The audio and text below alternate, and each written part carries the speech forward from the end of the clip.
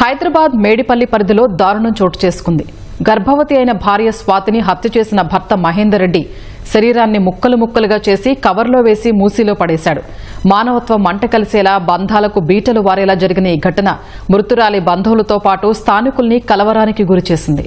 వికారాబాద్ జిల్లా కామారెడ్డిగూడకు చెందిన స్వాతి అలియాస్ జ్యోతి అదే గ్రామానికి చెందిన సామల మహేందర్ రెడ్డిని ప్రేమ వివాహం చేసుకుంది.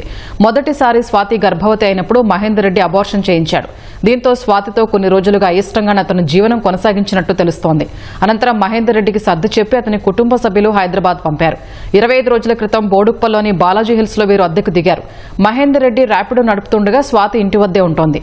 అయితే ఇరువురి మధ్య ఏం జరిగిందో తెలియదు. శనివారం మధ్యాహ్నం మహేందర్ స్వాతిని ముక్కలుగా నరికి తల, కాళ్లు, చేతులు వేరు చేసి మూసీలో పడేశాడు.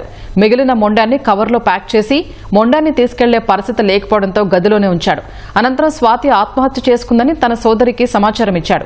ఆమె స్వాతి తల్లిదండ్రులకు సమాచారం ఇవ్వడంతో పాటు బోడుప్పలోని బంధువులకు సమాచారం ఇచ్చింది. వారు మహేందర్ రెడ్డి ఇంటికెళ్లి చూడగా కవర్లో ముక్కలుగా ఉన్న శరీర భాగాల్ని గుర్తించి పోలీసులకు సమాచారం ఇచ్చారు.